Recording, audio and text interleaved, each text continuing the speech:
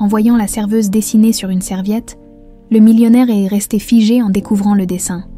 C'était exactement le même que sa fille dessinait avant de disparaître il y a 18 ans. Le 7 mai, une date gravée dans la mémoire de Louis Dufresne comme au fer rouge, 18 ans déjà, et pourtant la douleur restait intacte. Comme chaque année à cette date maudite, il s'installa à la même table du restaurant Le Grand Véfour, à Lyon, la table 23, près de la fenêtre, celle qu'il avait réservée ce jour-là, lorsqu'il avait promis à sa petite Anaïs de l'emmener pour ses 5 ans, une promesse qu'il n'avait jamais pu tenir. « Monsieur Dufresne, votre table est prête ?» Le maître d'hôtel s'inclina légèrement. Avec cette déférence particulière réservée aux habitués fortunés, Louis ajusta sa cravate et le suivit à travers la salle. Quelques têtes se tournèrent sur son passage. À 55 ans, Louis Dufresne restait une figure imposante du monde des affaires lyonnais. Grand, les tempes grisonnantes, toujours impeccablement vêtu, il dégageait cette assurance que confère le pouvoir. Mais ce soir, comme chaque 7 mai, ses yeux trahissaient une fêlure. « Comme d'habitude, monsieur. Un château Margaux 1998. »« Oui, merci. » Louis déplia sa serviette d'un geste mécanique. Ce rituel annuel était à la fois une torture et une nécessité. Une façon de ne pas oublier, de dire à Anaïs qu'il l'attendait toujours, dehors. La pluie commençait à tomber doucement sur Lyon. Nimbant les lumières de la ville d'un halo mélancolique, Louis laissa son regard errer sur la salle. Couples amoureux, hommes d'affaires, touristes fortunés, des vies ordinaires qui suivèrent leur cours.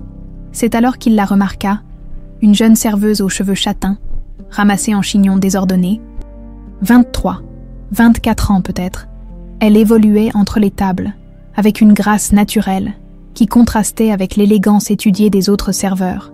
Pendant un instant, Louis se surprit à suivre ses mouvements, comme hypnotisé. Il y avait quelque chose dans sa façon de se tenir, dans l'inclinaison de sa tête. La jeune femme disparut dans les cuisines, rompant le charme. Louis se ressaisit, agacé par sa propre distraction. Ce soir devait être consacré au souvenir d'Anaïs, pas à observer le personnel. « Votre vin, monsieur ?» Le sommelier remplit délicatement son verre.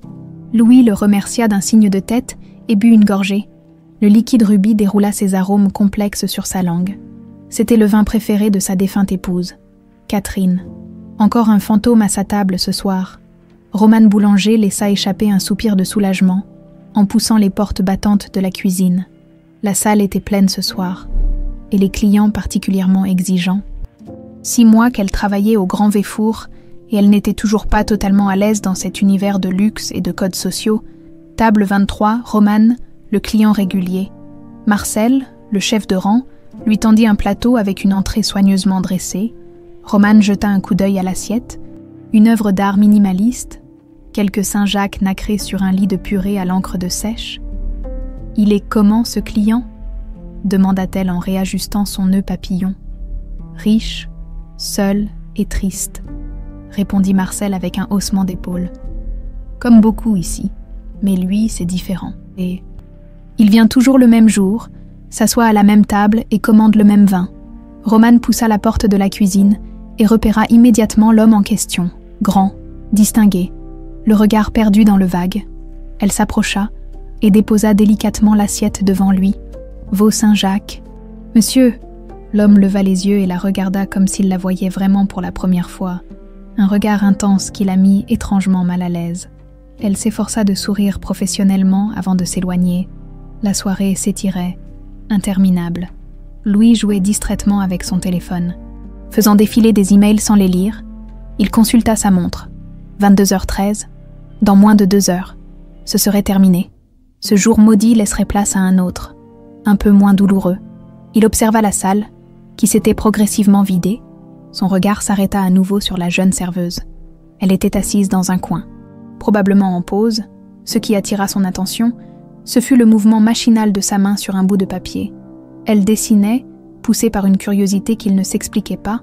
Louis se leva et se dirigea vers le bar, d'où il pouvait mieux l'observer sans être trop visible. La jeune femme était concentrée sur son dessin, mordillant sa lèvre inférieure dans un geste qui lui sembla étrangement familier, et c'est là qu'il le vit, sur le simple dessous de verre où elle traçait des lignes au stylo. Une image prenait forme.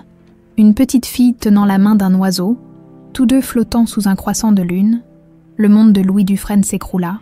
Ce dessin, ce motif impossible à confondre avec un autre, c'était celui qu'Anaïs dessinait sans cesse avant sa disparition, un motif si particulier que la police l'avait gardé confidentiel, un détail que seule la famille connaissait. Louis dut s'appuyer contre le bar pour ne pas vaciller. La jeune femme, Romane, d'après son badge, avait levé les yeux et le regardait maintenant avec surprise. « Monsieur, vous allez bien ?» demanda-t-elle en se levant. Sa voix semblait venir de très loin. Louis s'efforça de reprendre contenance. « Oui, pardon, votre dessin m'a interpellée. » Elle baissa les yeux vers le dessous de verre, comme étonnée elle-même. « Oh, ce n'est rien, juste un griffonnage. » « C'est pourtant très spécifique, » insista Louis, la gorge nouée. « D'où vous vient cette image ?» Elle haussa les épaules avec un sourire gêné. « Je ne sais pas vraiment. Je dessine ça depuis que je suis petite. C'est idiot. Mais ça m'apaise. » Louis sentit son cœur s'emballer. Il devait se calmer, ne pas l'effrayer. « Je m'appelle Louis Dufresne, » dit-il en lui tendant la main. « Romane Boulanger, » répondit-elle en serrant sa main avec hésitation. Le contact de sa peau déclencha en lui une vague d'émotion qu'il parvint à peine à contenir. Son instinct lui hurlait que ce n'était pas une coïncidence. Cette jeune femme, ce dessin, cette date, l'univers lui envoyait un message. Après 18 ans de silence, « Peut-être pourriez-vous me parler de votre dessin autour d'un café, quand vous aurez terminé votre service, bien sûr, » proposa-t-il. S'efforçant de paraître détendue, Romane hésita, méfiante. Les hommes fortunés qui l'invitaient après le service avaient rarement des intentions honorables. « Je ne crois pas que ce soit une bonne idée, monsieur. »« Je comprends, » dit-il rapidement. « C'était déplacé de ma part. » Il sortit une carte de visite de sa poche intérieure et la posa sur la table. « Si vous changez d'avis, ou si jamais vous cherchez un emploi mieux rémunéré, mon entreprise recherche justement quelqu'un avec un sens artistique. » Il regagna sa table, conscient du regard perplexe de la jeune femme qui le suivait. Louis demanda l'addition, paya généreusement et quitta le restaurant. L'esprit en ébullition, dans la voiture qui le ramenait vers sa demeure sur les hauteurs de Lyon, il sortit son téléphone et composa un numéro qu'il n'avait pas utilisé depuis des années. « Martineau, c'est Louis Dufresne. J'ai besoin de vos services. Pour une enquête privée. » Pour la première fois depuis 18 ans, Louis sentait renaître quelque chose qu'il croyait mort à jamais. L'espoir. Le jour se levait à peine sur Lyon lorsque le téléphone de Martineau sonna. L'ancien inspecteur de police reconverti en détective privé grimaça en voyant l'heure. 6h15. Il décrocha d'une voix encore ensommeillée. « Dufresne, vous savez quelle heure il est ? J'ai besoin de tout ce que vous pourrez trouver sur une certaine Romane Boulanger, » répondit Louis sans préambule. 23 ans environ, serveuse au Grand Véfour, priorité absolue. Martineau soupira. Quand Louis Dufresne disait « priorité absolue », les chiffres sur la facture s'alignaient en conséquence. « Vous pensez à... » « Je ne pense rien pour l'instant, » coupa Louis. « Je veux des faits, son passé, sa famille, ses origines, tout. » Après avoir raccroché, Louis resta immobile devant la baie vitrée de sa chambre. Le domaine des Dufresne s'étendait devant lui, paisible dans la brume matinale. Cette propriété, joyau de la famille depuis 3 générations, n'avait plus jamais résonné des rires d'enfants depuis ce fameux 7 mai. Son téléphone vibra. Un message de Martineau. Premier élément. Élevé dans un village près de Clermont-Ferrand par une certaine Jeanne Boulanger, récemment décédée. Mère célibataire. Pas de père connu. Adoption non officielle soupçonnée. Je continue. Louis sentit son pouce accélérer. Une adoption non officielle. C'était ténu. Mais c'était un début. À l'autre bout de Lyon, dans l'imposant manoir des Armands, Viviane prenait son petit déjeuner en parcourant la presse du jour. À 60 ans, Viviane Armand restait une femme d'une élégance redoutable. Ses cheveux parfaitement teints en un châtain profond encadraient un visage où les quelques rides présentes semblaient avoir été autorisées plutôt que subies. Sa main s'arrêta net en tournant une page du journal local, dans la rubrique mondaine. Une photo attira son regard. Louis Dufresne, à la sortie du Grand Véfour, serrant la main d'une jeune serveuse, le texte, insignifiant, évoquait simplement la générosité légendaire de l'homme d'affaires. Mais ce n'était pas Louis qui retint l'attention de Viviane, c'était la jeune femme. « Maurice », appela-t-elle d'une voix sèche. Le majordome apparut instantanément, comme s'il attendait derrière la porte. « Madame, trouvez-moi tout ce que vous pouvez sur cette fille. » ordonna-t-elle en tapotant la photo. Immédiatement, Maurice s'inclina et disparut. Viviane repoussa sa tasse de thé. L'appétit coupé, cette ressemblance, était-ce possible? Après toutes ces années, son téléphone sonna, le nom de sa fille s'afficha. Manon. Oui, ma chérie. Maman, j'ai décroché le poste chez Dufresne Industries, annonça une voix enthousiaste. Viviane sourit, un sourire froid, calculateur. Parfait, ma chérie, parfait. Dans son petit appartement sous les toits du vieux Lyon, Romane se réveilla en sursaut, le corps couvert de sueur. Encore ce cauchemar, toujours le même depuis qu'elle était enfant. Une tempête, des cris, et cette sensation terrible d'être arrachée à quelque chose d'essentiel. Elle s'assit sur son lit, tentant de calmer sa respiration. Le soleil filtrait déjà à travers ses rideaux bon marché. Sur sa table de nuit, la carte de visite que lui avait donnée cet étrange client la veille, Louis Dufresne, PDG, Dufresne Industries. Elle l'avait googlé après son service. L'homme était une célébrité locale, fortune colossale, veuf, philanthrope, et père d'une fillette disparue 18 ans plus tôt. Cette dernière information l'avait troublée sans qu'elle sache pourquoi. Son téléphone vibra, un message de Marcel, son collègue du restaurant. « Tu as fait sensation hier soir ?» Le grand patron a laissé 200 € de pourboire et a demandé ton nom complet avant de partir. « Qu'est-ce que tu lui as fait ?» Romane fronça les sourcils. Pourquoi cet intérêt soudain? Elle repensa à sa réaction face à son dessin, cette étrange intensité dans son regard. Elle se leva et s'approcha de sa commode. Dans le tiroir du haut, sous des piles de vêtements, une boîte en carton usé contenait ses trésors d'enfance. Elle l'ouvrit et en sortit des dizaines de dessins, tous identiques. Une petite fille tenant la main d'un oiseau sous un croissant de lune. Sa mère, Jeanne, celle qui l'avait élevée, n'avait jamais su expliquer cette obsession. « C'est ton petit monde », disait-elle avec tendresse. « Tu le dessinais déjà quand tu es arrivé chez nous, quand elle était arrivée. » Romane n'avait que des fragments de souvenirs avant ses 5 ans, des images floues, des sensations, et ce dessin, comme une clé vers quelque chose d'inaccessible. Elle regarda à nouveau la carte de visite.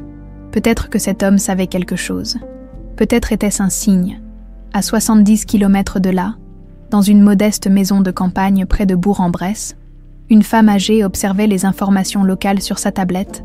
Raymonde Leroy, 70 ans, ancienne gouvernante, vivait dans l'anonymat depuis 18 ans. L'article était insignifiant, une simple photo mondaine. Pourtant, son visage pâlit en reconnaissant la jeune femme aux côtés de Louis Dufresne. « Mon Dieu !» murmura-t-elle. « C'est elle, c'est vraiment elle. » Ses mains tremblantes ouvrirent un tiroir et en sortirent une vieille photo jaunie. Une petite fille de 5 ans, souriante, aux côtés d'un homme élégant, Anaïs. Raymonde savait que ce jour viendrait. Elle l'avait redouté autant qu'elle l'avait espéré. Pendant 18 ans, elle avait vécu avec le poids écrasant de son secret, de sa décision, une décision prise dans l'urgence. Par amour et par peur, elle regarda le téléphone posé sur la table. Devait-elle appeler? Était-il temps de révéler la vérité? Ou valait-il mieux continuer à observer de loin, à protéger ce qu'elle avait sauvé? Il y a si longtemps, Louis fixait les premières informations envoyées par Martineau sur sa tablette. L'enquêteur avait été efficace, Romane Boulanger, née officiellement le 12 décembre 1999 à Clermont-Ferrand, mère officielle, Jeanne Boulanger, institutrice, père inconnu, scolarité sans histoire, baccalauréat avec mention, 2 années de beaux-arts avant d'abandonner faute de moyens, plusieurs petits jobs avant d'arriver au Grand Véfour 6 mois plus tôt, mais les incohérences sautaient aux yeux d'un enquêteur expérimenté. Aucune trace de grossesse de Jeanne Boulanger, aucun dossier médical avant les 5 ans de l'enfant, comme si Romane était apparue soudainement dans la vie de cette femme. Son téléphone sonna. Martineau. « Monsieur Dufresne, j'ai trouvé quelque chose d'intéressant. La maison de Jeanne Boulanger a été payée en espèces en juin 2006, somme importante pour une institutrice de village, et cela quelques semaines seulement après. Après la disparition d'Anaïs, compléta Louis dans un souffle. Exactement, je continue de creuser. Louis raccrocha, le cœur battant. Il regarda la photo d'Anaïs sur son bureau. Sa dernière photo, prise le jour de ses 5 ans, quelques semaines avant sa disparition, puis l'image de Romane sur son écran. La ressemblance n'était pas frappante, 18 ans avaient passé, mais il y avait quelque chose dans le regard, dans la courbe du sourire. Et ce dessin, ce motif impossible à confondre avec un autre, son téléphone vibra à nouveau. Un message d'un numéro inconnu. « Monsieur Dufresne, c'est Romane Boulanger. Du restaurant, j'ai réfléchi à votre offre d'emploi. Pourrions-nous en discuter ?» Louis sourit, le premier vrai sourire depuis des années. Les pièces commençaient à s'assembler. Ce qu'il ignorait, c'est que dans les ombres, d'autres forces s'étaient mises en mouvement, des forces qui avaient tout intérêt à ce que certains secrets restent enfouis. Le siège de Dufresne Industries occupait un immeuble contemporain aux lignes épurées en plein cœur du quartier d'affaires de Lyon. Romane, vêtue de sa plus belle robe, un simple modèle bleu marine acheté en solde, se sentait terriblement déplacée dans ce temple du luxe et du pouvoir. Mademoiselle Boulanger, une réceptionniste au sourire professionnel, l'accueillit. « Monsieur Dufresne vous attend, 30e étage. » L'ascenseur en verre offrait une vue vertigineuse sur Lyon. À mesure qu'elle s'élevait, Romane sentait monter en elle un étrange sentiment de familiarité mêlé d'appréhension. Pourquoi ce grand patron s'intéressait-il à elle, simple serveuse sans diplôme? À son arrivée, une jeune femme élégante l'attendait, grande, mince, l'assurance tranquille des gens nés dans la soie. « Bonjour, je suis Manon Armand, assistante personnelle de Monsieur Dufresne. Suivez-moi, je vous prie. » Manon l'observa discrètement tandis qu'elle traversait un dédale de couloirs. Cette fille ne ressemblait en rien aux relations habituelles de Louis Dufresne, simple, presque ordinaire au premier regard. Pourtant, il y avait quelque chose dans sa démarche, dans la façon dont elle observait son environnement. Sa mère ne l'avait pas prévenue de cette rencontre, une information que Viviane Armand aurait dû juger cruciale, intéressant. « Nous y voilà », annonça Manon en ouvrant une porte donnant sur un vaste bureau baigné de lumière. Louis Dufresne se leva pour accueillir Romane, tandis que Manon s'éclipsait silencieusement. « Mademoiselle Boulanger, merci d'avoir accepté mon invitation. » Il lui désigna un fauteuil face à son bureau. Louis s'efforçait de masquer son trouble. Vue ainsi, en pleine lumière, la ressemblance avec Catherine, la mère d'Anaïs était troublante. Ce n'était pas tant dans les traits que dans certaines expressions, certains gestes. « Je suis surprise que vous ayez pensé à moi », commença Romane. « Je n'ai pas terminé mes études d'art, et mon expérience se limite à quelques décors pour des cafés-théâtres. » Louis sourit. « Parfois, le talent brut vaut mieux que tous les diplômes.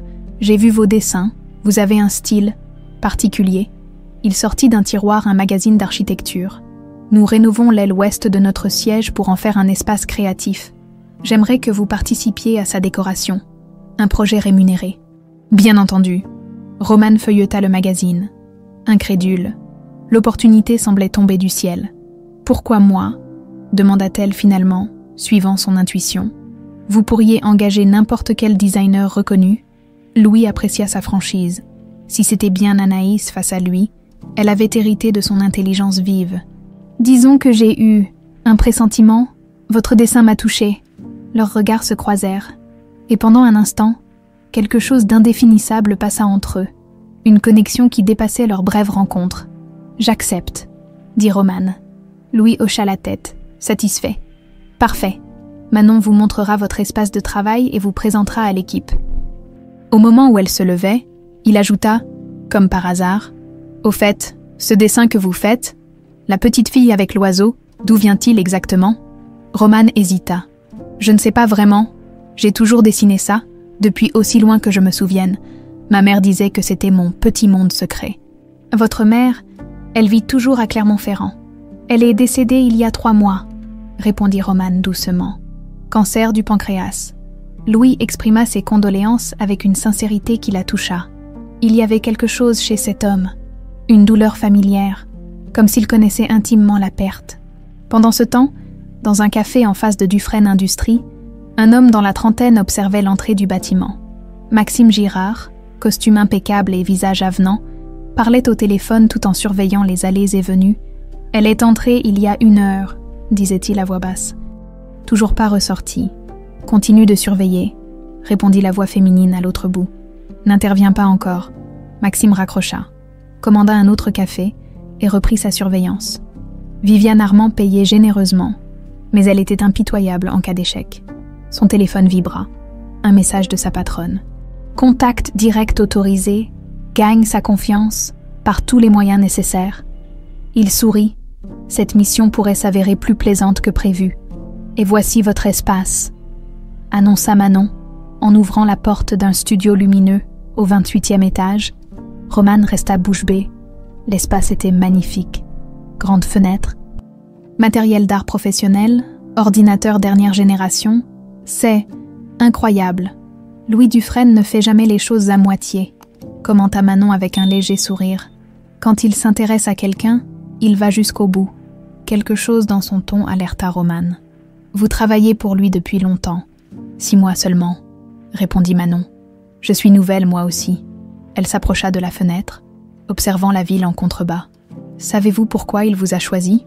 Demanda-t-elle abruptement. Roman hésita. Pour mes dessins, apparemment. Manon se tourna vers elle, l'étudiant avec une intensité troublante. Monsieur Dufresne a perdu sa fille il y a longtemps. Elle aurait à peu près votre âge aujourd'hui.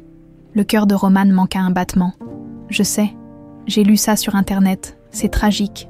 Plus que tragique, murmura Manon. Ça l'a détruit. Ne vous y trompez pas, Roman.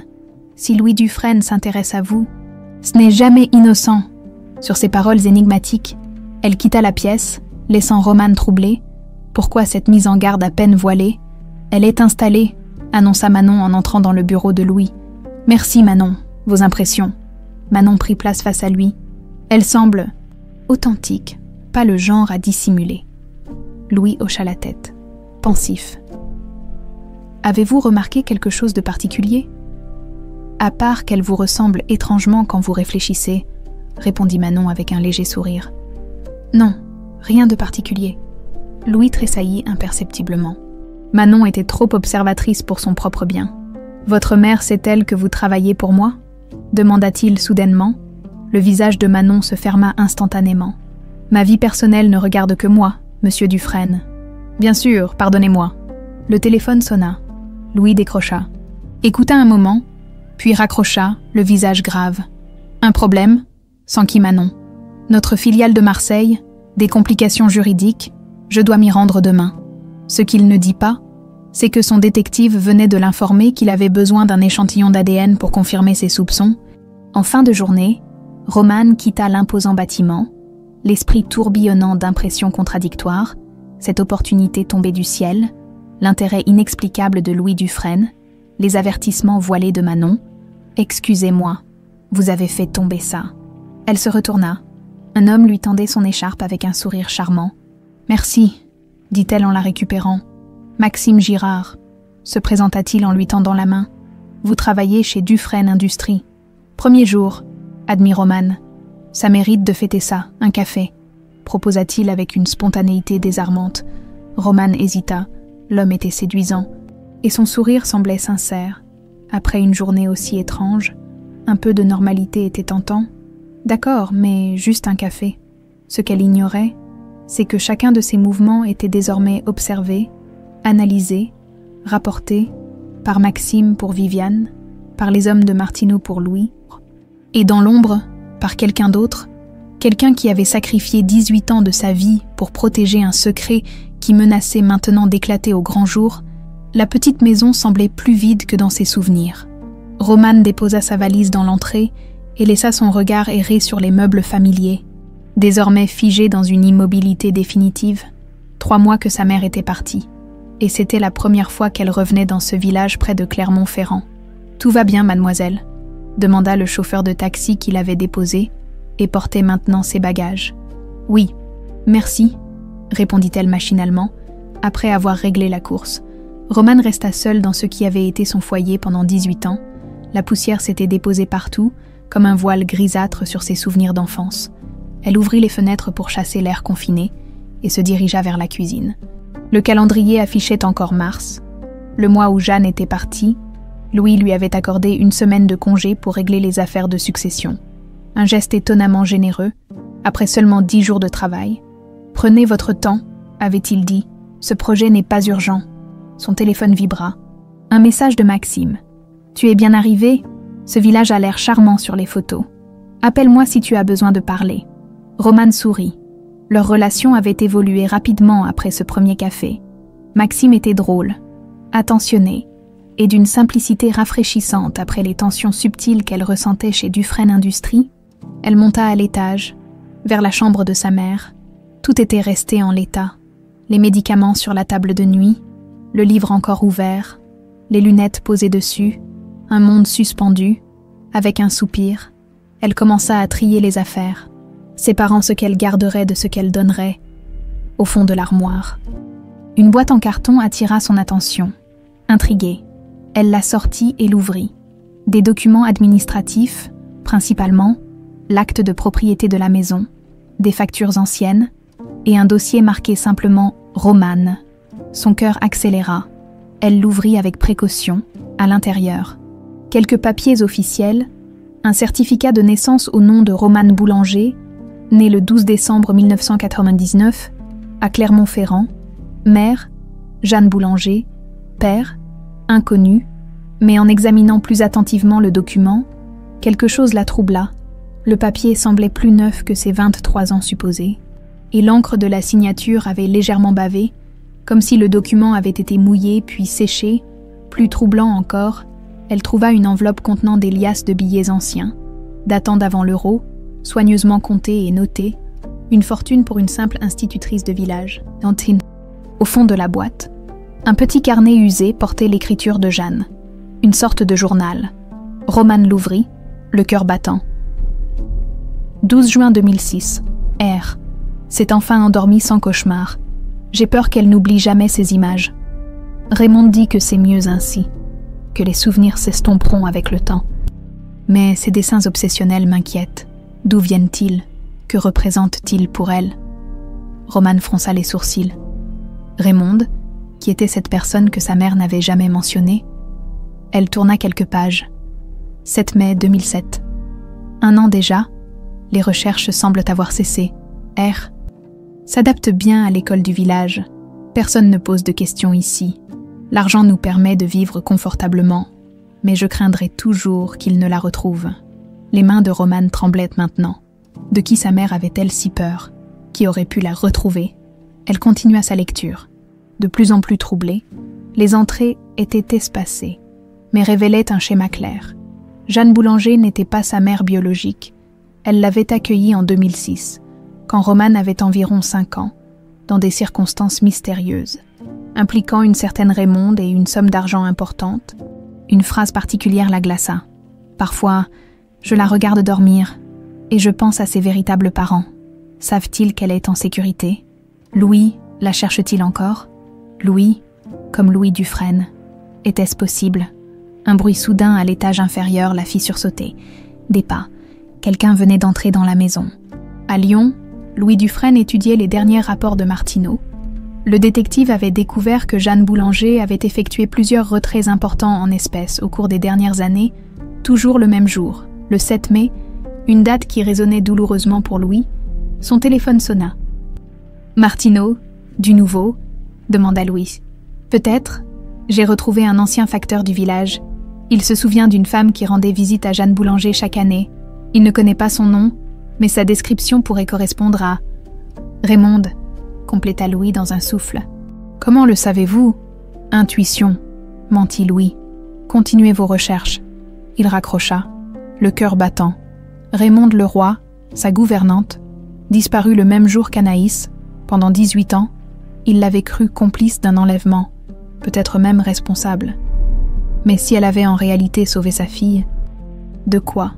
De qui? Son regard se posa sur une vieille photo encadrée sur son bureau. Lui et Viviane Armand, 25 ans plus tôt, jeunes, amoureux, avant que tout ne s'effondre, avant qu'ils ne choisissent Catherine, avant que la haine ne remplace l'amour.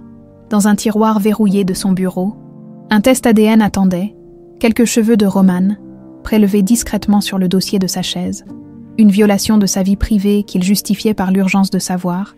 Manon Armand entra dans le salon luxueux où sa mère prenait le thé. « Tu es en retard », remarqua froidement Viviane. « J'étais retenue chez Dufresne.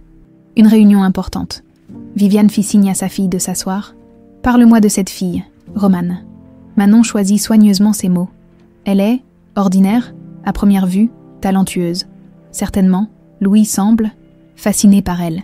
Fasciné comment? Il la regarde comme on regarde un fantôme. Viviane reposa sa tasse avec une précision calculée. Et toi, que penses-tu d'elle? Manon hésita. Elle me semble sincère, perdue, d'une certaine façon. Ne t'attache pas, avertit Viviane. N'oublie pas pourquoi tu es là-bas. Manon hocha la tête, mais une question la tourmentait depuis des jours. Mère, cette fille est-elle liée à ce que tu m'as toujours caché sur mon père? Le visage de Viviane se durcit instantanément. Ne pose jamais cette question. Manon se leva, blessée par ce énième refus. J'ai 28 ans, mère. J'ai le droit de savoir. Le droit? La voix de Viviane claqua comme un fouet.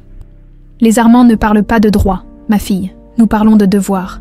Et ton devoir est de me servir, sans poser de questions. Manon sortit, furieuse et humiliée, dans son sac, son téléphone vibrait. Louis Dufresne l'appelait. Elle hésita, regardant la silhouette rigide de sa mère à travers la porte entr'ouverte. Puis elle décrocha. Dans la maison de Jeanne Boulanger, Romane descendit lentement l'escalier, le carnet serré contre elle. Les pas avaient cessé. « Il y a quelqu'un » appela-t-elle. Silence. Puis une voix de femme, âgée mais ferme. « Tu as bien grandi, Anaïs. » Une silhouette émergea de la cuisine.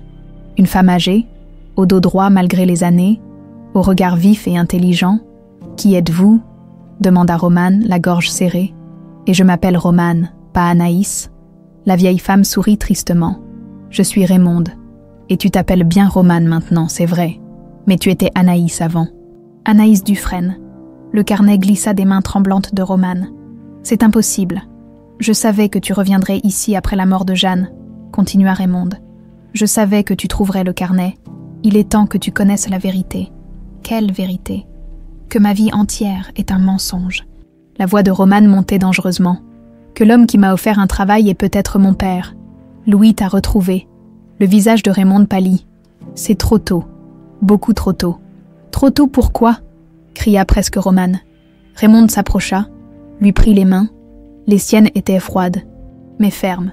Pour comprendre les forces en jeu, le danger n'a pas disparu, mon enfant. Viviane Armand n'a jamais renoncé. Ce nom, Romane sentit un frisson la parcourir. Où l'avait-elle déjà entendu? Et soudain, elle se souvint. Manon Armand, l'assistante de Louis. « Mon Dieu » murmura-t-elle. « Dans quoi suis-je mêlée? Vous devez tout me dire » exigea Romane. Les mains encore tremblantes, assise dans la cuisine de Jeanne, la jeune femme et Raymonde se faisaient face, séparées par une table en bois usée et 18 ans de secret. « Pas ici » répondit la vieille femme en jetant un regard inquiet vers les fenêtres. « Ce n'est pas sûr. Prends tes affaires. Nous partons. Je n'irai nulle part sans explication. » Raymonde soupira, son visage ridé exprimant une fatigue infinie. « Tu es bien la fille de ton père. » Cette même obstination. Elle se pencha en avant. « Écoute-moi, Romane. Si je suis sortie de l'ombre après toutes ces années, c'est parce que ta vie est en danger. Viviane Armand a des yeux et des oreilles partout. Si elle a découvert que Louis t'a retrouvé... » Le téléphone de Romane vibra sur la table. Un message de Maxime. « Comment ça va? Je m'inquiète. » « Tu ne réponds pas. Besoin d'aide pour le déménagement. » Raymonde jeta un coup d'œil au message et pâlit. « Qui est ce Maxime? Depuis quand le connais-tu? » « 2 semaines. C'est un ami. Il travaille dans la finance. » répondit Romane, décontenancée par la réaction de la vieille femme. « Un ami qui sait exactement où tu te trouves et ce que tu fais? » Raymonde secoua la tête. « Nous devons partir. » Maintenant, quelque chose dans son ton ne souffrait aucune contestation. Romane rassembla quelques affaires, l'esprit tourbillonnant de questions. L'expression « retrouvée » résonnait dans sa tête. Si Louis Dufresne était son père, si elle était vraiment Anaïs, alors elle n'avait pas été abandonnée. Mais enlevée, elles quittèrent la maison par l'arrière, évitant les rues principales du village. La vieille Citroën de Raymonde les attendait, dissimulée derrière une haie. « Où allons-nous » demanda Romane en montant dans le véhicule. « Dans un endroit où nous pourrons parler librement, à Lyon ?» Louis fixait l'enveloppe posée sur son bureau, frappé du logo du laboratoire, les résultats du test ADN, la réponse à 18 ans d'angoisse et d'espoir. Sa main tremblait légèrement en déchirant l'enveloppe. Il parcourut le document, son cœur s'accélérant à chaque ligne. Compatibilité de 99,9%. Aucun doute possible. Romane Boulanger était bien Anaïs Dufresne, sa fille. Il ferma les yeux, submergé par l'émotion, toutes ces années de recherche, de faux espoirs, de pistes qui ne menaient nulle part, pour finalement la retrouver par le plus incroyable des hasards. Son téléphone sonna. « Martineau, Monsieur Dufresne, j'ai du nouveau. » La jeune femme a quitté précipitamment la maison de sa mère adoptive en compagnie d'une personne âgée, correspondant à la description de Raymond Leroy. Louis se redressa, soudain inquiet. « Où sont-elles allées ? Mes hommes les suivent à distance. Elles se dirigent vers l'est, peut-être Annecy ou Genève. Ne les perdez pas, ordonna Louis. Mais surtout, n'intervenez pas. Raymond ne ferait jamais de mal à... » Il s'interrompit, réalisant qu'il allait dire « ma fille ». Autre chose, monsieur. L'individu nommé Maxime Girard a été aperçu rôdant autour de la maison peu après leur départ. Il semblait contrarié. Louis fronça les sourcils. Ce Maxime, apparu si opportunément dans la vie de Romane, une coïncidence de plus. Surveillez-le aussi, de près. Après avoir raccroché, Louis contempla la photo d'Anaïs sur son bureau. Sa petite fille avait survécu, elle avait grandi, était devenue une jeune femme remarquable. Mais pourquoi Raymonde l'avait-elle emmenée? De quoi? Ou de qui? La protégeait-elle? Une seule personne pouvait avoir les réponses.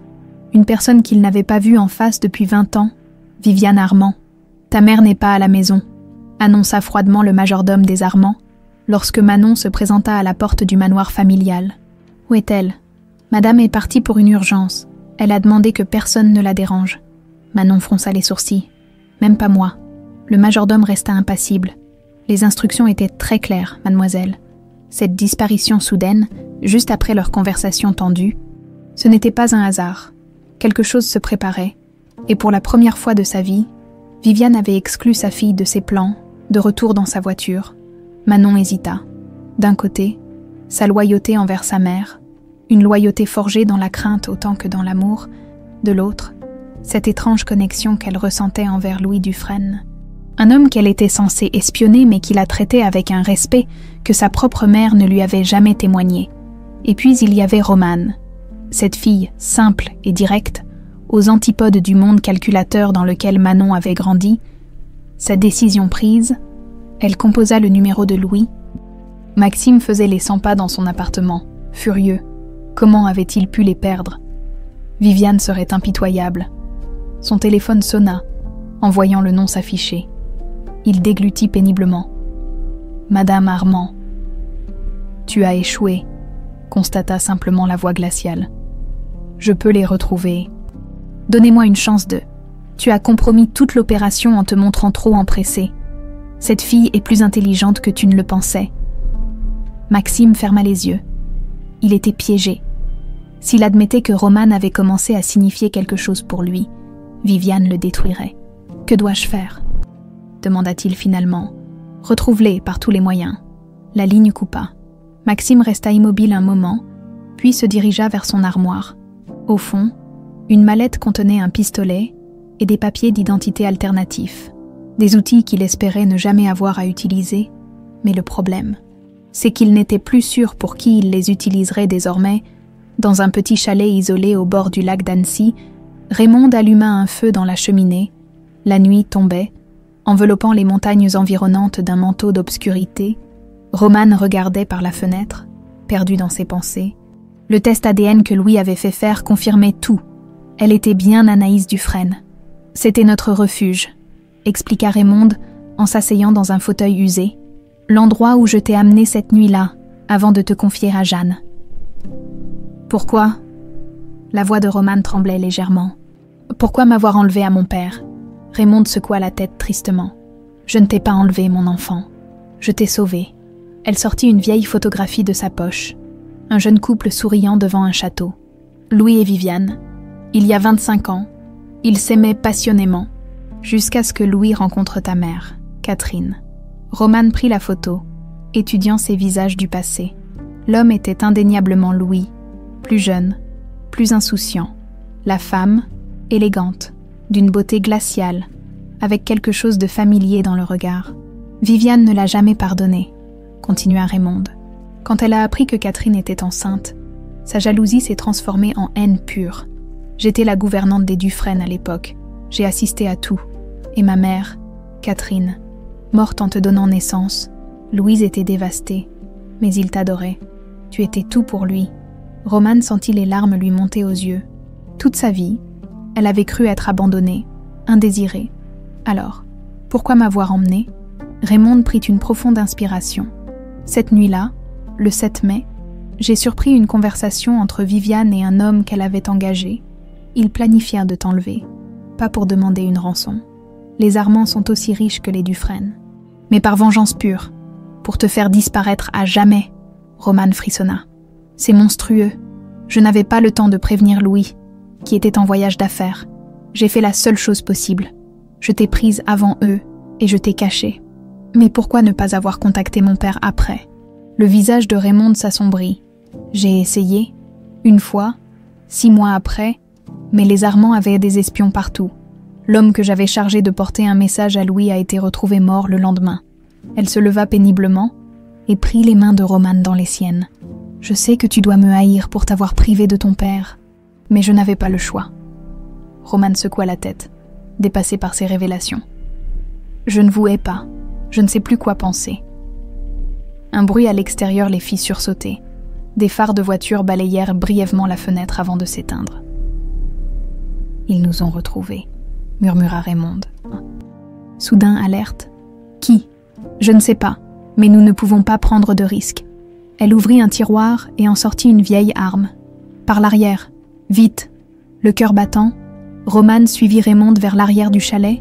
La vieille femme se déplaçait avec une agilité surprenante pour son âge, guidant la jeune femme à travers un dédale de pièces sombres. « Il y a un sentier qui descend vers le lac, » chuchota Raymonde.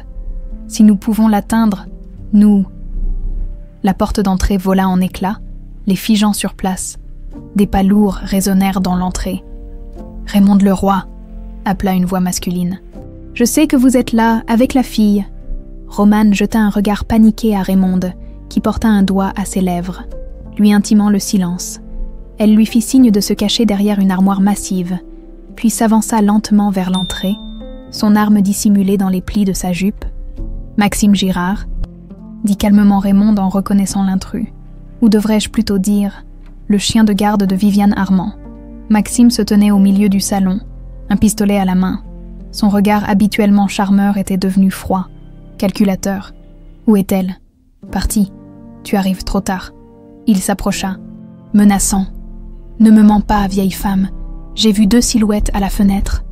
De sa cachette, Romane observait la scène, pétrifié, Maxime. Son Maxime, qui l'avait fait rire, qui l'avait embrassé si tendrement, pointait une arme sur cette femme âgée. L'homme qu'elle commençait à aimer n'était qu'un mensonge. « Qu'est-ce que Viviane compte faire d'elle ?» demanda Raymonde, jouant la montre. « Tu crois vraiment qu'elle te laissera vivre après ça? Tu en sauras trop. » Un doute traversa furtivement le regard de Maxime. « Je ne fais que mon travail. »« Ton travail !» La voix de Romane claqua dans l'air alors qu'elle sortait de sa cachette. Incapable de se contenir plus longtemps, « C'est comme ça que tu appelles me séduire sur ordre. » Le visage de Maxime se décomposa. « Romane, ce n'est pas ce que tu crois. Vraiment. » Elle avança vers lui, la colère supplantant la peur. « Alors tu n'es pas venu ici pour nous ramener à ta patronne. Tu n'as pas fait semblant de t'intéresser à moi ? » « Non. Enfin, pas exactement. » Maxime baissa légèrement son arme. « C'était vrai. Nous deux, c'était vrai. » Un bruit de moteur à l'extérieur les fit tous sursauter. Des phares illuminèrent à nouveau les fenêtres. « Les hommes de Viviane, » murmura Maxime. Soudain alarmé. « Il faut partir, maintenant. » Romane le fixa, incrédule. « Pourquoi devrions-nous te faire confiance ? Parce qu'ils me tueront aussi s'ils me trouvent ici avec vous, sans vous avoir livré. » Il tendit son arme, crosse en avant, à Raymonde. « Je peux vous aider à sortir d'ici ?» Raymonde prit l'arme sans hésitation. « Par le sentier du lac. Vite !» À 50 km de là, Louis Dufresne se présentait à l'imposante demeure des Armands. Le majordome tenta de lui bloquer le passage, mais Louis le repoussa fermement. « Viviane !» appela-t-il en pénétrant dans le hall d'entrée au mur couvert de portraits d'ancêtres. « Je sais que tu es là. » Un silence lourd lui répondit. Louis avança jusqu'au grand salon, où tant de réceptions somptueuses avaient eu lieu autrefois.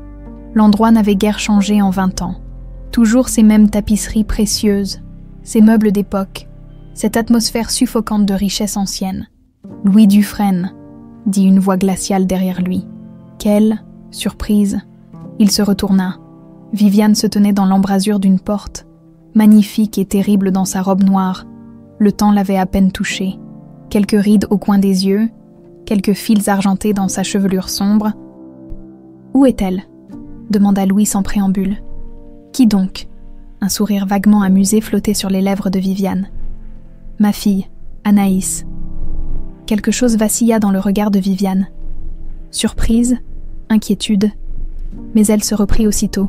« Ta fille est morte il y a 18 ans. » Louis, cette obsession devient malsaine.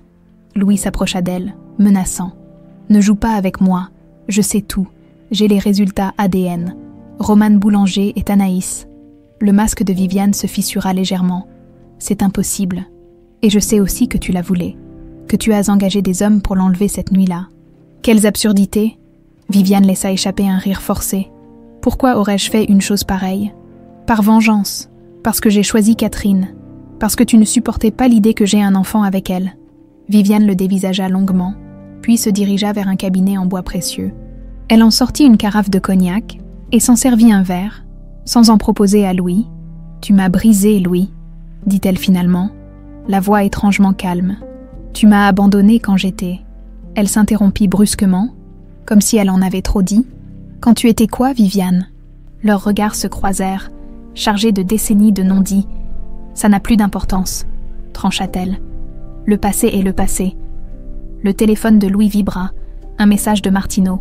« Urgence, les hommes de Viviane Armand ont localisé le chalet, intervention en cours. »« Qu'as-tu fait ?» rugit Louis en empoignant Viviane par les épaules. « Où sont-elles ?»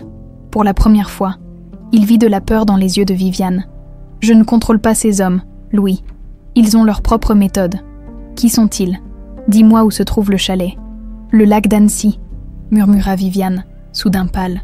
« Mais tu n'arriveras jamais à temps. » Au bord du lac d'Annecy, Romane, Raymond et Maxime couraient dans l'obscurité, à travers les bois qui bordaient l'eau.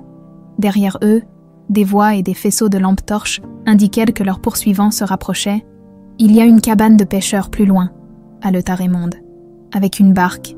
Maxime les guidait, tenant fermement la main de Romane. Malgré sa trahison, elle s'accrochait à lui, il était leur seule chance. « Combien d'hommes a envoyé Viviane ?» demanda Raymond. « 3, peut-être 4, des professionnels. » Un coup de feu retentit, faisant sursauter Romane. Une balle siffla au-dessus de leur tête. « Ils ne cherchent plus à nous capturer vivants, » constata froidement Maxime. Viviane a changé de plan. Ils atteignirent enfin la cabane, une structure branlante au bord de l'eau. Une vieille barque en bois était amarrée à un petit ponton. « Montez !» ordonna Maxime en détachant les amarres. « Je vais les retenir. »« Non !» protesta Romane. « Viens avec nous. » Il hésita, puis l'embrassa brièvement. « Je dois réparer mes erreurs. Partez. » Raymond entraîna Romane dans la barque et commença à ramer vigoureusement, tandis que Maxime disparaissait dans les arbres. Quelques instants plus tard, des coups de feu éclatèrent dans la nuit. Romane se retourna, horrifiée, mais la brume qui montait du lac leur dérobait déjà la vue de la rive. « Il est mort pour nous », murmura-t-elle, les larmes aux yeux. « Peut-être », répondit doucement Raymond. « Ou peut-être a-t-il enfin trouvé une raison de vivre ?» Elles ramèrent en silence pendant près d'1 heure, jusqu'à atteindre l'autre rive du lac. L'aube commençait à poindre, lorsqu'elles trouvèrent refuge dans un petit hôtel de village, dans leur chambre spartiate. Romane s'effondra sur le lit, épuisée physiquement et émotionnellement. « Que va-t-il se passer maintenant ?» demanda-t-elle. Raymond s'assit pesamment à ses côtés. « Il est temps que tout le monde connaisse la vérité, toute la vérité, y compris ce que vous ne m'avez pas encore dit. » Le regard de la vieille femme s'assombrit. « Oui, y compris le plus grand secret de tous, celui que même ton père ignore. » Elle sortit de sa poche une lettre froissée qu'elle tendit à Romane. « Le moment est venu pour toi de connaître ta véritable histoire, Anaïs, et le lien qui t'unit à Manon Armand. » D'une main tremblante, Romane déplia la lettre. Le papier était jauni, l'écriture élégante mais pressée, comme tracée dans l'urgence. « Mon cher Louis, quand tu liras ces mots, je ne serai probablement plus de ce monde. Les médecins disent que l'accouchement sera difficile. J'ai voulu te le cacher, Mais je sens que je dois te laisser cette vérité en héritage, au cas où notre fille n'est pas la seule que tu auras sur cette terre. Viviane porte aussi ton enfant. Elle me l'a avoué hier, pensant me blesser, me voir effondrée. Elle ignore que je suis déjà condamnée. Ne la blâme pas trop durement. La passion et la douleur nous font commettre des actes insensés. Promets-moi seulement que si je ne survis pas, tu veilleras sur notre Anaïs comme sur la prunelle de tes yeux, avec tout mon amour, pour l'éternité. Catherine Roman releva la tête, abasourdie. C'est impossible. Catherine a écrit cette lettre la veille de sa mort, expliqua doucement Raymonde. Elle me l'a confiée, me faisant promettre de la remettre à Louis si quelque chose lui arrivait, mais je n'ai jamais pu le faire. Les événements se sont précipités. Alors Manon est ta demi-sœur. Oui, la fille de Louis et Viviane. Roman se leva brusquement, incapable de rester en place. Son monde s'effondrait et se reconstruisait simultanément, chaque révélation plus bouleversante que la précédente. Est-ce qu'elle le sait? Je ne pense pas. Viviane a toujours refusé de lui révéler l'identité de son père. Et mon père, Louis, est-il au courant? Raymonde secoua la tête. Catherine est morte avant de pouvoir lui dire, et Viviane était trop fière, trop blessée pour l'admettre après qu'il l'ait quittée. Roman s'approcha de la fenêtre. Le soleil se levait sur le lac, nimbant les montagnes d'une lueur dorée. Si belle, cette lumière, pour un jour qui lui révélait tant d'ombre. C'est pour ça que Viviane me déteste tant, parce que je lui rappelle que Louis a choisi une autre femme, malgré leur enfant. La haine a rarement une seule source, murmura Raymonde. Mais oui, je crois que c'est au cœur de sa rancœur. Le téléphone de Roman vibra soudain. Un message de Louis. Où es-tu? Es-tu en sécurité? Je sais tout. Tu es ma fille, Anaïs. Je t'en supplie, réponds-moi. Elle montra le message à Raymonde, qui hocha gravement la tête. Il est temps de le rencontrer, vraiment, en tant qu'Anaïs. Dans sa voiture lancée à pleine vitesse vers Annecy. Louis ne cessait de vérifier son téléphone. Pas de réponse de Roman. Pas de nouvelles de Martineau non plus depuis son dernier message alarmant. Son esprit repassait en boucle sa confrontation avec Viviane. Quelque chose dans son comportement l'intriguait, cette hésitation quand il l'avait accusée.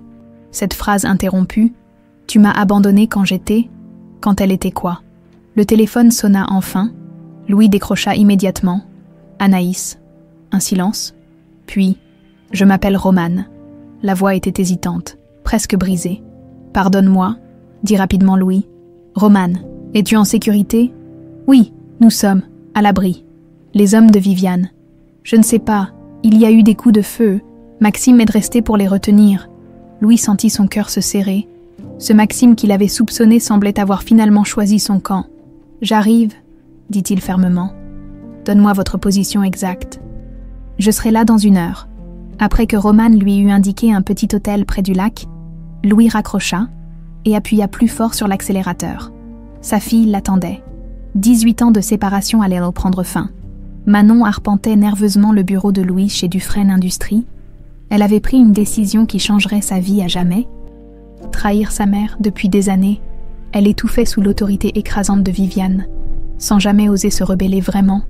Cette femme froide et calculatrice qu'il avait élevée dans la rancœur et les non-dits, refusant toujours de lui révéler l'identité de son père. « Dès que tu sauras, tout changera », répétait Viviane lorsqu'elle insistait. Certaines vérités sont des poisons, mais Manon n'était plus une enfant, et les récents événements, cette Romane, l'obsession de sa mère, le comportement étrange de Louis, tout pointait vers un secret bien plus grand qu'elle ne l'avait imaginé. Son téléphone vibra.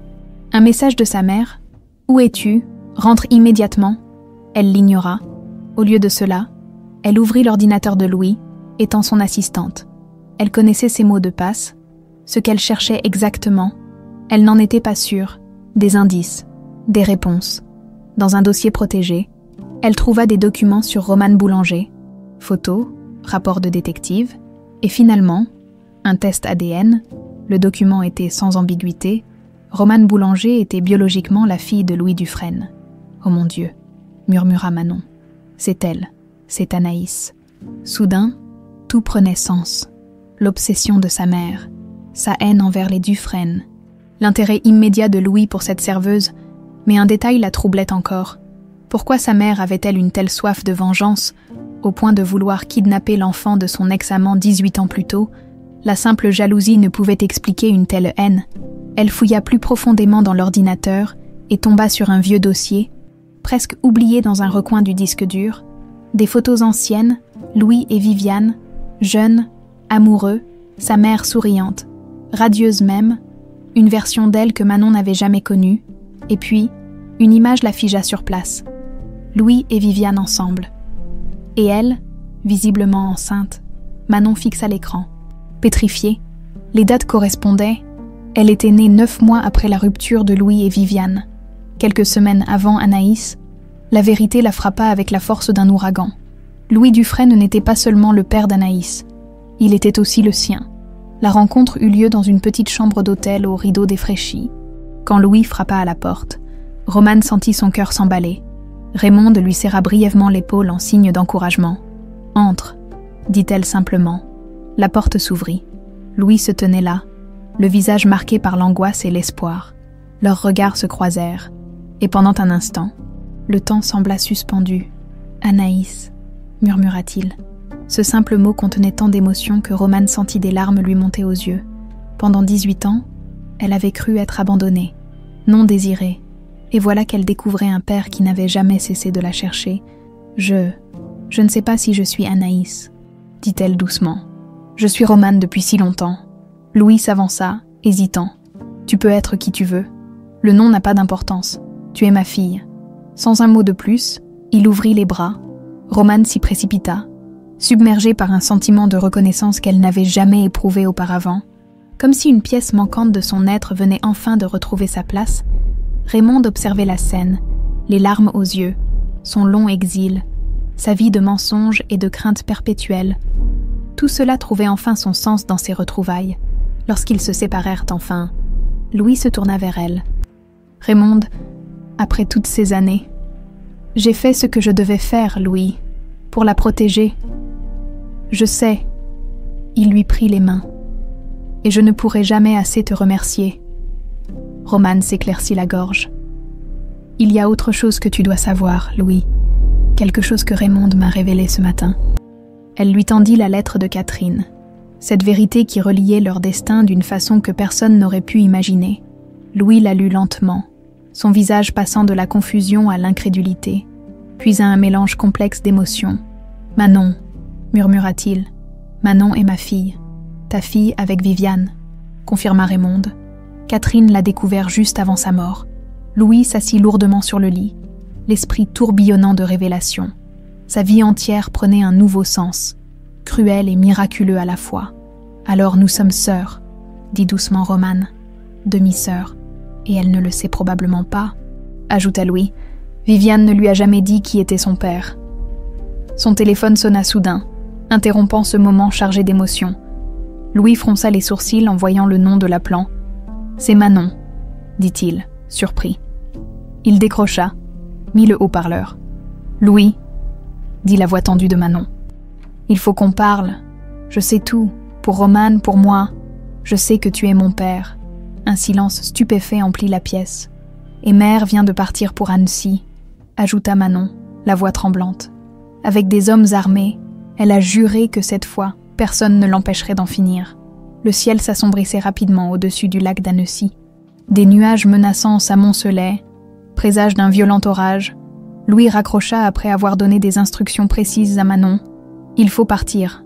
Maintenant, » dit-il en se tournant vers Romane et Raymonde. « Pour aller où ?» demanda Romane. « Si Viviane est aussi déterminée que Manon le dit, elle nous retrouvera n'importe où. » Louis réfléchit un instant.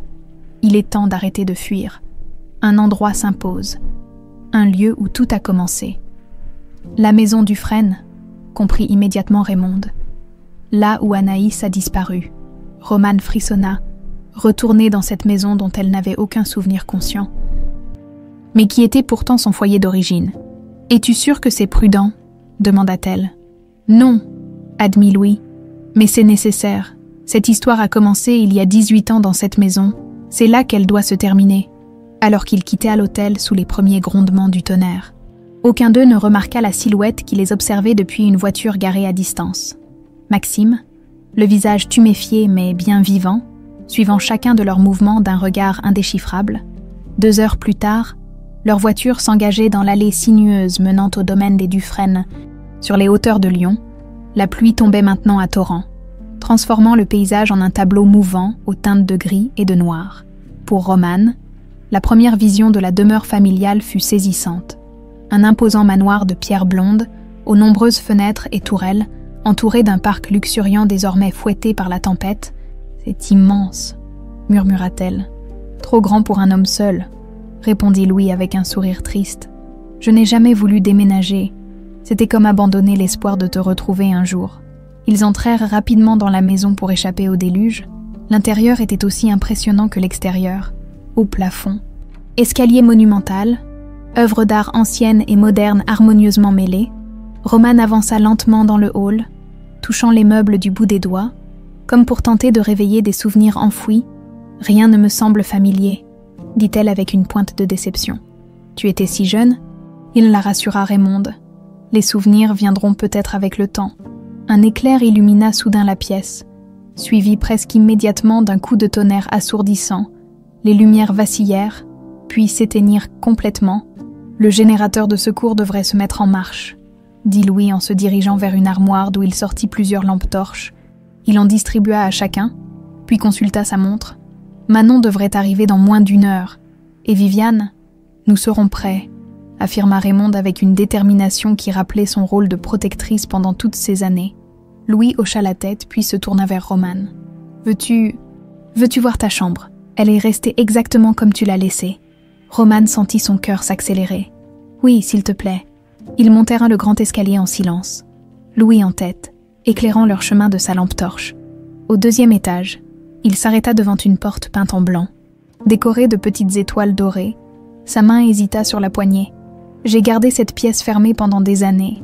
Puis un jour, j'ai commencé à y venir régulièrement, pour me souvenir, pour espérer. » Il ouvrit doucement la porte, révélant une chambre d'enfant figée dans le temps, lit à baldaquin miniature, étagère chargée de peluches et de livres, bureau à la taille d'une petite fille de 5 ans. Romane entra lentement, le faisceau de sa lampe balayant cet espace qui aurait dû lui être familier, mais qui lui semblait appartenir à une étrangère, Anaïs Dufresne, une petite fille qu'elle n'était plus. « Regarde », dit Louis en dirigeant sa lampe vers le plafond. Romane leva les yeux et se figea, là, peint avec délicatesse sur le plafond bleu nuit, un motif qu'elle connaissait par cœur. Une petite fille tenant la main d'un oiseau sous un croissant de lune. « C'est mon dessin », balbutia-t-elle. « Non », corrigea doucement Louis. « C'est notre dessin, je l'ai peint pour toi quand tu n'étais qu'un bébé. » Il s'approcha d'elle, ému. C'était un symbole que Viviane et moi avions créé quand nous étions jeunes. Notre marque. Plus tard, quand tu es né, j'ai voulu te donner quelque chose de beau à regarder en t'endormant. Je n'aurais jamais imaginé que cette image s'imprimerait si profondément en toi. » Romane ne pouvait détacher son regard du plafond. Ce dessin qui l'avait accompagné toute sa vie, qu'elle croyait né de son imagination, était en réalité un lien invisible avec son passé, avec son père. « J'ai toujours su qu'il signifiait quelque chose d'important », m'en murmura-t-elle. Je le sentais. Un bruit de moteur au dehors les interrompit. Louis s'approcha de la fenêtre. « C'est Manon », dit-il. « Elle est venue seule. » Ils redescendirent rapidement. Louis ouvrit la porte à sa fille aînée, trempée par la pluie battante. Pendant un instant, père et fille se regardèrent sans un mot, chacun prenant pleinement conscience pour la première fois de leur lien de sang. « Entre », dit-il finalement. Manon pénétra dans le hall, son regard se posant immédiatement sur Romane. « Alors c'est vrai », dit-elle doucement.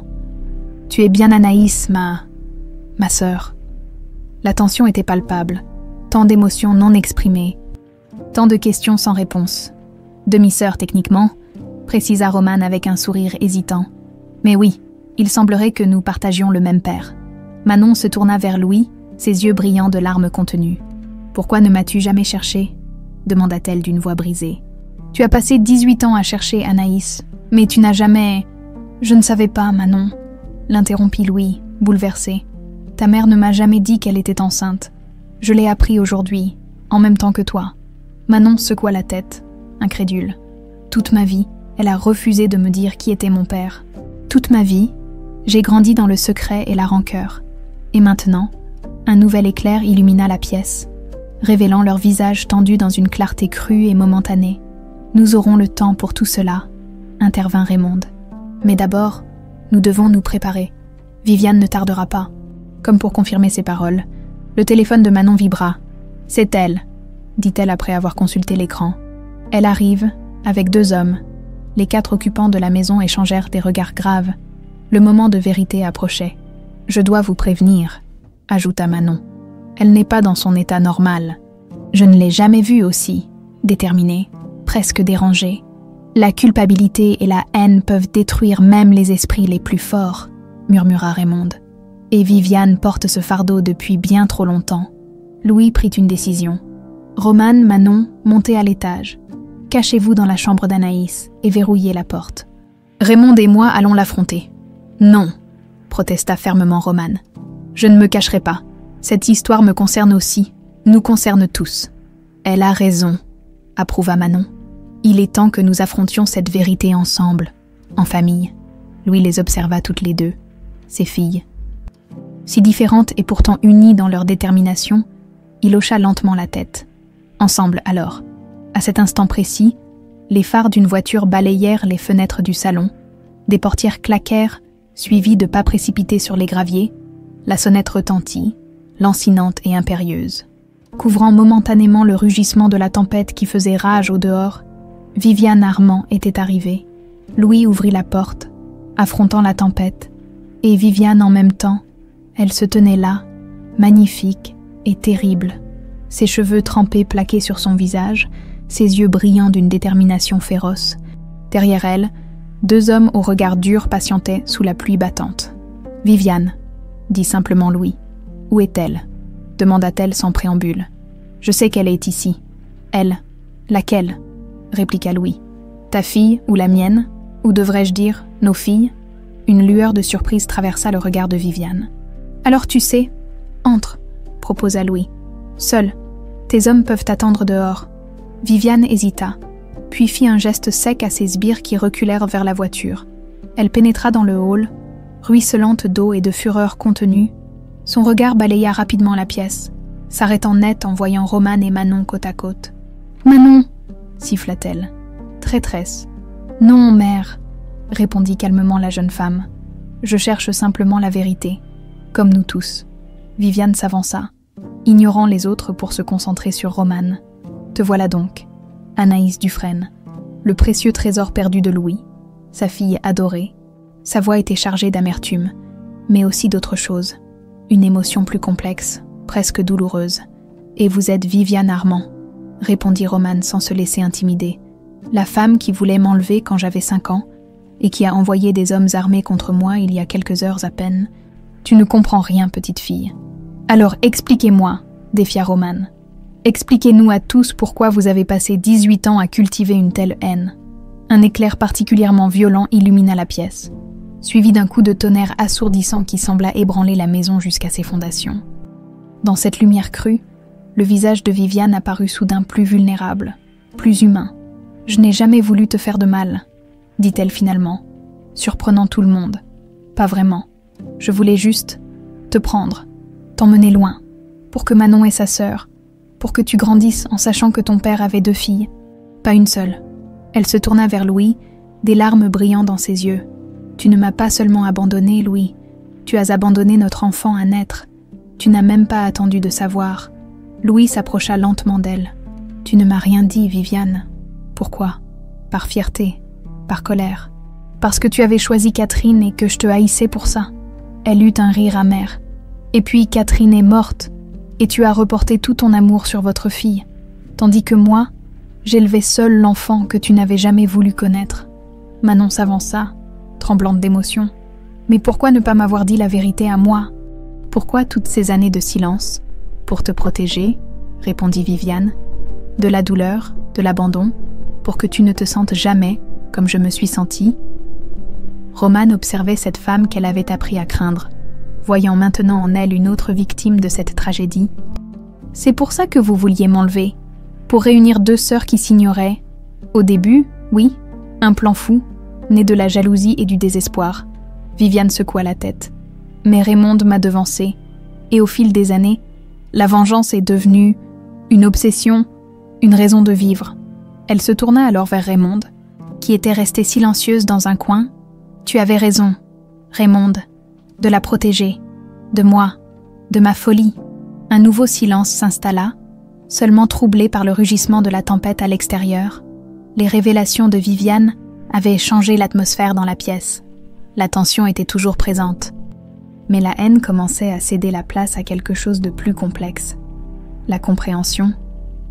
C'est alors que la porte d'entrée s'ouvrit brutalement, projetant une nouvelle vague de pluie dans le hall. Maxime se tenait là, trempé, le visage marqué par les coups. « Maxime !» s'exclama Romane. Stupéfaite, il avança d'un pas, surveillant les réactions de chacun. Les hommes de Viviane, ils ne sont plus dans la voiture, ils contournent la maison. Viviane pâlit. Je ne leur ai pas donné cet ordre. Qui sont ces hommes exactement ? Demanda Louis, soudain alarmé. Des mercenaires. Admit Viviane. Des hommes payés pour retrouver Anaïs.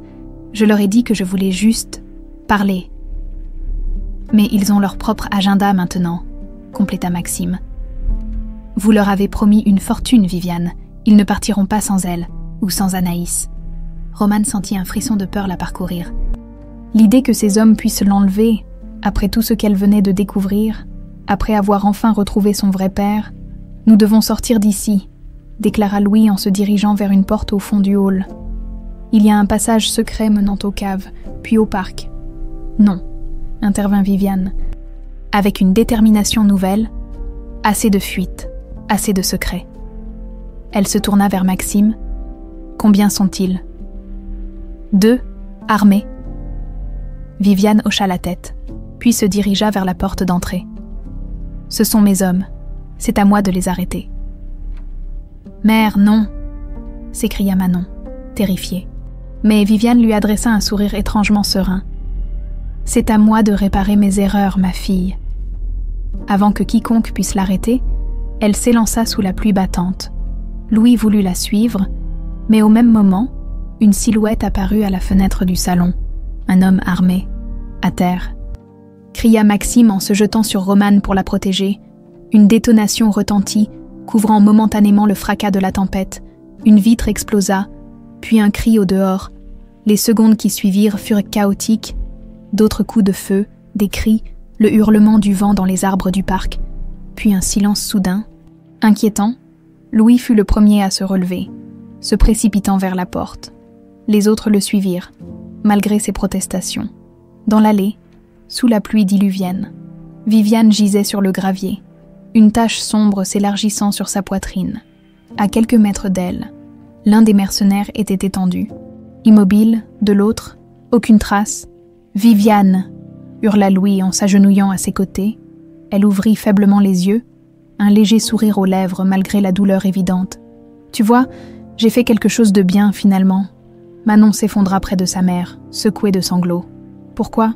Pourquoi avez-vous fait ça ? » ?»« Pour mes filles, » murmura Viviane. « Pour vous deux, pour que vous puissiez être sœurs, sans mon ombre. » Romane s'approcha à son tour, les larmes se mêlant à la pluie sur son visage. Cette femme qui l'avait tant haï venait de risquer sa vie pour la protéger. « Il faut l'emmener à l'hôpital, » balbutia-t-elle. Louis acquiesça, la soulevant délicatement dans ses bras. Mais Viviane semblait déjà perdre conscience, son visage de plus en plus pâle contrastant avec le rouge vif de sa blessure. « Restez avec nous, Viviane, » supplia Louis. « Ne partez pas, pas maintenant. Nous avons tant à réparer. » Tandis qu'il se précipitait vers la voiture, Maxime scrutait nerveusement les alentours, à la recherche du second mercenaire. La tempête redoublait de violence. Comme si le ciel lui-même participait au drame qui se jouait, dans la confusion et l'urgence, personne ne remarqua la silhouette qui les observait depuis la lisière du bois. L'homme attendit qu'il s'éloigne, puis disparut dans la nuit orageuse. Cette nuit-là, alors que la tempête balayait Lyon, 4 personnes liées par le sang et les secrets se précipitaient vers l'hôpital, unies dans l'espoir que le sacrifice de Viviane ne serait pas vain, que la réconciliation, aussi douloureuse soit-elle, était enfin possible. 1 an plus tard, la lumière dorée de septembre baignait le parc du domaine des Dufresne. Une légère brise agitait les guirlandes et les banderoles installées pour l'inauguration officielle de la fondation Dufresne-Armand pour enfants abandonnés. Romane, vêtue d'une simple robe bleue, observait depuis la terrasse les invités qui commençaient à arriver. Journalistes, personnalités locales, partenaires financiers. Tous venaient célébrer cette initiative née d'une tragédie transformée en espoir. Nerveuse, elle se retourna. Maxime lui souriait, Tim lui. Élégant dans son costume, si différent de l'homme tourmenté qu'il était un an plus tôt. Un peu, admit-elle. C'est étrange de voir cette histoire se terminer ainsi. Si on m'avait dit ça quand j'étais encore serveuse au Grand Véfour. Il s'approcha, l'enlaçant tendrement. Rien ne se termine. Tout commence. Leur relation avait survécu au chaos, se renforçant à travers les épreuves. Le jeune homme avait prouvé sa loyauté envers Romane quand tout avait basculé, choisissant définitivement son camp cette nuit-là. « Le mural est-il prêt ?» demanda-t-il. Romane hocha la tête. « Je l'ai terminé hier soir. J'espère qu'il leur plaira. Il est magnifique, comme son artiste. » Leur moment d'intimité fut interrompu par l'arrivée de Manon, resplendissante dans une tenue élégante, qu'adoucissait un sourire chaleureux. Une transformation remarquable par rapport à l'assistante froide et calculatrice d'autrefois. « Les journalistes sont en place, » annonça-t-elle. Et Père attend avec impatience que sa fille prodige révèle son chef-d'œuvre. Romane sourit à sa sœur. Cette complicité entre elles s'était construite lentement, jour après jour, conversation après conversation. Deux femmes si différentes, unies par le sang et un passé douloureux qu'elles avaient appris à transcender. « Comment va-t-elle aujourd'hui ?» demanda doucement Romane. Le visage de Manon s'assombrit légèrement. Des hauts et des bas, comme toujours, mais elle a insisté pour venir. Les trois jeunes gens échangèrent un regard entendu, avant de se diriger vers le grand salon où Louis accueillait les invités. À 61 ans, l'homme semblait rajeuni, comme si le poids des années de recherche et de chagrin s'était enfin envolé. « Ah, vous voilà !» s'exclama-t-il en les voyant approcher. « Tout est prêt. » Romane hocha la tête. « Le voile est en place. Je n'attends que ton signal. » Louis l'embrassa sur le front. Un geste devenu familier qu'elle chérissait chaque fois. « Je suis si fière de toi », murmura-t-il. Son regard dériva vers l'entrée où Raymonde aidait une femme en fauteuil roulant à franchir le seuil. Viviane Armand avait survécu à sa blessure cette nuit-là, mais sa convalescence avait été longue et difficile. Le second mercenaire n'avait jamais été retrouvé, disparaissant comme s'il n'avait jamais existé. « Elle est venue », constata Romane, soulagée. « Elle ne l'aurait manqué pour rien au monde », assura Louis. « Cette fondation est aussi son œuvre. » C'était vrai, pendant sa longue hospitalisation. Viviane avait progressivement ouvert son cœur, libérant des décennies de rancœur et de secrets. Elle avait été la première à suggérer la fusion des empires Dufresne et Armand pour créer quelque chose de plus grand qu'eux-mêmes. 1 heure plus tard, les invités étaient rassemblés dans la grande salle de réception, où un immense panneau recouvert d'un drap attendait d'être dévoilé. Louis s'avança pour prendre la parole. « Mesdames et messieurs, merci d'être venus partager ce moment avec nous. » Sa voix, forte et assurée, portait dans toute la salle. La fondation Dufresne-Armand naît aujourd'hui d'une histoire que peu d'entre vous connaissent dans son intégralité, une histoire de perte, de séparation, mais aussi de retrouvailles et de pardon. Son regard se posa sur Romane, puis sur Manon, et enfin sur Viviane dans son fauteuil roulant. Nos familles ont été divisées par la jalousie, la peur et les malentendus. Mais aujourd'hui, nous sommes unis dans un but commun. Veiller à ce qu'aucun enfant ne grandisse sans savoir qu'il est aimé et désiré. Des applaudissements nourris accueillirent ces paroles. Louis fit signe à Romane de le rejoindre. Ma fille, Anaïs Dufresne, que beaucoup connaissent sous le nom de Romane Boulanger, est une artiste exceptionnelle. Elle a créé pour notre fondation une œuvre qui symbolise notre parcours et notre mission. Romane s'approcha du grand panneau voilé, le cœur battant. Ce mural représentait des mois de travail. Mais surtout, il incarnait tout ce qu'elle avait découvert, ressenti et appris au cours de cette année extraordinaire, d'un geste fluide. Elle tira sur le cordon qui retenait le voile. Un murmure collectif parcourut l'assemblée. Le mural était saisissant, un arbre majestueux dont les branches s'entrelaçaient pour former des silhouettes humaines protectrices. Au centre, l'image familière de la petite fille et de l'oiseau, mais multipliée et transformée, des dizaines d'enfants et d'oiseaux, formant une constellation sous un ciel nocturne. L'arbre des retrouvailles, annonça Romane, émue, parce que chaque enfant mérite de retrouver ses racines, quelle que soit son histoire. Les applaudissements redoublèrent. Louis, visiblement ému, serra sa fille dans ses bras. Manon les rejoignit, complétant ce tableau familial si longtemps inachevé. Seule dans son coin, Viviane observait la scène avec un mélange de tristesse et de sérénité. Son regard croisa celui de Romane, qui lui adressa un léger sourire. Un geste de paix que la vieille femme lui rendit avec gratitude plus tard, alors que la réception battait son plein. Romane s'échappa un moment dans le jardin pour respirer l'air frais du soir. Elle fut surprise d'y trouver Viviane, qui avait manœuvré son fauteuil jusqu'à une petite fontaine. « Puis-je me joindre à vous ?» demanda Romane. Viviane fit un geste d'acquiescement. Un silence confortable s'installa entre elles, si différent de la tension qui les avait longtemps séparées. « Ton œuvre est magnifique, » dit finalement Viviane. « Tu as vraiment un don. »« Merci », répondit simplement Romane. C'est étrange de penser que ce dessin, que j'ai fait toute ma vie sans en comprendre l'origine, nous relie tous. Vous, mon père, ma mère. Catherine aurait été fière de toi, murmura Viviane. Elle était une femme remarquable. J'étais trop aveuglée par la jalousie pour le voir à l'époque. Romane observa cette femme qui avait été son ennemie juré, voyant maintenant sa vulnérabilité, son humanité. « Je n'ai jamais vraiment eu l'occasion de vous remercier, » dit-elle doucement, « pour cette nuit-là, pour m'avoir sauvée. » Viviane secoua la tête, des larmes brillant dans ses yeux. « Ne me remercie pas.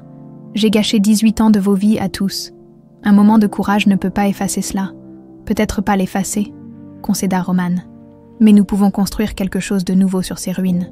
Nous le faisons déjà. » Leur conversation fut interrompue par l'arrivée de Maxime, qui s'approcha avec une expression inhabituelle sur le visage, un mélange de confusion et d'urgence. « Romane, il y a quelqu'un qui demande à te voir, une jeune femme.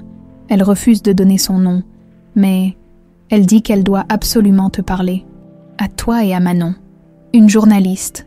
demanda Romane, intriguée. « Je ne crois pas. » Maxime hésita. Elle a dit qu'elle était venue rencontrer ses sœurs. Viviane pâlit soudainement, s'agrippant aux accoudoirs de son fauteuil. « Ce n'est pas possible, » murmura-t-elle. Romane lui jeta un regard interrogateur. Mais la vieille femme semblait perdue dans ses pensées, comme frappée par un fantôme. « Où est-elle » demanda Romane à Maxime. Dans le hall d'entrée. Ils retournèrent à l'intérieur. Viviane les suivant lentement. Dans le hall, une jeune femme attendait, élégante et mystérieuse. Son visage présentait des traits qui semblaient étrangement familiers, un mélange subtil de Dufresne et d'Armand. Manon les avait rejoints, aussi perplexe que sa sœur. « Qui êtes-vous » demanda-t-elle directement. La jeune inconnue sourit, un sourire énigmatique qui rappelait étrangement celui de Louis. « Je m'appelle Claire », dit-elle simplement, « et je crois que nous avons beaucoup à nous dire, mes sœurs. » Louis, qui arrivait à cet instant précis, s'immobilisa en voyant la jeune femme. Son visage exprima une stupéfaction totale, comme s'il voyait un fantôme. Derrière lui, Viviane avait fermé les yeux, comme si elle avait toujours su que ce jour viendrait. Un nouveau chapitre de leur histoire commune venait de s'ouvrir.